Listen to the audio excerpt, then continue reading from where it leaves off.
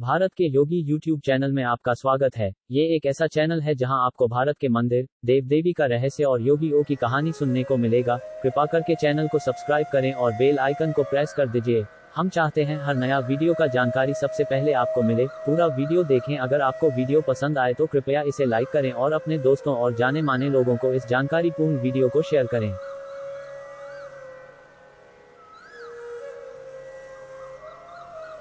रावण अनैतिकता और अधर्म के समान माना जाता है, लेकिन यह रावण का अधूरा सच है। आप रावण के बारे में जानकर हैरान हो जाएंगे। क्यों राक्षस बना था रावण और ऐसी क्या वजह थी जिसके कारण उसे रावण बनना पड़ गया था? आइए आपको बताते हैं रावण से जुड़े कुछ खास पहलू। श्री राम को अपना शत्रु मानने वाला रावण किसी जमुना में उनका द्वारपाल हुआ करता था। यह सभी जानते हैं कि भगवान विष्णु ने राम का अवतार लिया था, लेकिन यह बहुत कम लोग जानते हैं कि रावण किसी जमाने में भगवान विष्णु का द्वारपाल हुआ करता था, जो भगवान विष्णु के द्वार पर पहरा दिया करता था। पौराणिक कथाओं की मान्यताओं के अनुसार एक बार सनक, सनंदन, सनातन और सनत कुमार भगवान विष्णु के दर्शन करने के लिए आए थे। उस समय भगवान विष्णु जी के दो द्वारपाल पहरा दे रहे थे, जिनका नाम जय और विजय थे। उन्होंने चारों को ही अंदर जाने से मना कर दिया था, जिसके बाद यह कहा जाता है कि पहले जन्म में विष्णु जी के ये द्वारपाल हिरण्याक्ष व हिरण्यकश्यपु बने। भगवान ने इन दोनों का संहार किया है। इसके बाद दोनों भाई रावण और कुंभकर्ण बने। तब भगवान श्री राम ने इनका संहार किया। तीसरे जन्म में ये शिशुपाल और दंतवक्र बने। उस समय भगवान कृष्ण का अवतार हुआ और उन्होंने दोनों राक्षसों का वध कर परम धाम पहुंचा दिया। इस तरह दोनों द्वारपालों को राक्षस शरीर से मुक्ति प्राप्त हुई। रावण एक ऐसा योग है जिसके बल से सारा ब्रह्मांड कांपता था। लेकिन क्या आप जानते हैं कि वो रावण जिसे राक्षसों का राजा कहा जाता था, वो किस कुल की संतान था? रावण के जन्म के पीछे के क्या रहस्य है? इस तथ्य को शायद बहुत कम लोग जानते होंगे। रावण के पिता विश्वेश्रवा महान ज्ञानी ऋषि पुलस्त्य के पुत्र थे। विश्वेश्रवा भी महान ज्ञानी संत थे।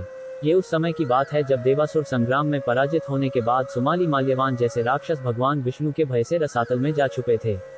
वर्षों बीत गए लेकिन राक्षसों को देवताओं से जीतने का कोई उपाय नहीं सूझ रहा था। एक दिन सुमाली अपनी पुत्री कैकसी के साथ रसातल से बाहर आया। तभी उसने विश्वेश्रवा के पुत्र कुबेर को अपने पिता के पास जाते देखा। सुमाली कुबेर के भय से वापस रसातल में चला आया, लेकिन अब उसे रसातल से बाहर आने का मार्ग मिल चुका था। सुमाली ने अपनी पुत्री कैकसी से कहा कि पुत्री, मैं तुम्हारे लिए सुयोग्य वर की तलाश नहीं कर सकता, इसलिए उसे स्वयं ऋषि विश्वेश्रवा के पास जाना होगा और उनसे विवाह का प्रस्ताव स्वयं रखना होगा। पिता की आज्ञा के अनुसार कैकसी ऋषि विश्वेश्रवा के आश्रम में पहुंच गई। ऋषि उस समय अपने संध्या वंदन में लीन थे। आंखें खोलते ही यक्षी ने अपने सामने उस सुंदर युवती को देखकर कहा कि वे जानते हैं कि उसके आने का क्या प्रयोजन है, लेकिन वो जिस समय उनके पास आई है वो बेहद दारुण बेला है, जिसके कारण ब्राह्मण कुल में उत्पन्न होने के बाद भी उनके पुत्र राक्षसी प्रवृत्ति के होंगे। तब कैकसी ऋषि चरणों में गिरकर बोली, आप इतने महान तपस्वी हैं तो उनकी संतान ऐसी कैसे हो सकती है? आपको संतानों को आशीर्वाद अवश्य ही देना होगा। तब कैकसी की प्रार्थना पर ऋषि विश्वेश्रवा ने कहा कि उनका सबसे छोटा पुत्र धर्मात्मा प्रवृत्ति का होगा, इसके अलावा वे कुछ नहीं कर सकते। कुछ समय पश्चात कैकसी ने एक पुत्र को जन्म दिया जिसके 10 सिर थे। ऋषि ने 10 शीश होने के कारण इस पुत्र का नाम दशग्रीव रखा। दशग्रीव अपने भाइयों से भी अधिक कठोर तप में लीन था। वो प्रत्येक 1000वें वर्ष में अपना एक शीश भगवान के चरणों में समर्पित कर देता। इस तरह उसने भी 10,000 साल में अपने 10 शीश भगवान को समर्पित कर दिया। उसके तप से प्रसन्न हो भगवान ने उसे वर मांगने को कहा। तब दशग्रीव ने कहा, देव दानव गंधर्व किन्नर कोई भी उसका वध न कर सके। वो मनुष्य और जानवरों को कीड़ों की भांति तुच्छ समझता था, इसलिए वरदान में उसने इनको छोड़ दिया। यही कारण था कि भगवान विष्णु को उसके वध के लिए मनुष्य अवतार में आना पड़ा। दशग्रीव स्वयं को सर्वशक्तिमान समझने लगा था। रसातल में छिपे राक्षस भी बाहर आ गए। राक्षसों का आतंक बढ़ गया। राक्षसों के कहने पर लंका के राजा कुबेर से लंका और पुष्पक विमान छीनकर स्वयं बन गया लंका का राजा।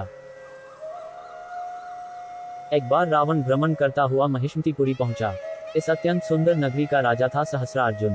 रावण ने इस नगरी पर अधिकार जमाने के लिए आक्रमण कर दिया।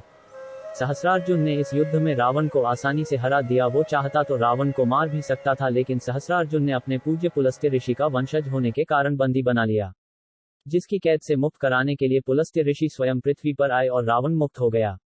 बाली से भी रावण की पराजय का विवरण ग्रंथों में मिलता है। कहा जाता है कि किष्किंध के राजा बाली ने रावण को अपनी बाह में दबाकर 7 समुद्रों की यात्रा की थी, लेकिन तब रावण ने अपनी कुटिल बुद्धि का प्रयोग कर बाली को अपना मित्र बना लिया था। इस तरह रावण शक्तिशाली तो था, लेकिन पराजय का स्वाद उसने भी चखा था। राम और रावण में घमासान युद्ध चल रहा था। राम रावण के शीश काट रहे थे। तब सभी के मन में सवाल था कि आखिर श्री राम रावण के हृदय पर तीर क्यों नहीं चला रहे। देवताओं ने ब्रह्मा जी से यही प्रश्न किया। तब भगवान ब्रह्मा ने कहा कि रावण के हृदय में सीता का वाय है, सीता के हृदय में राम वास करते हैं और राम के हृदय में सारी सृष्टि है। ऐसे में यदि श्री राम रावण के हृदय पर तीर चलाते तो सारत सृष्टि नष्ट हो जाएगी। जैसे ही रावण के हृदय से सीता का ध्यान हटेगा, वैसे ही श्री राम रावण का संहार करेंगे। इसलिए विभीषण जब रावण के वरदान का रहस्य बताने जब श्री राम के पास पहुंचे तो रावण के हृदय से सीता का ध्यान हट गया। फिर भगवान राम ने आताताई राक्षस की नाभि पर तीर चलाकर वध किया। रावण वध का यही दिन दशहरा या विजयादशमी कहलाया।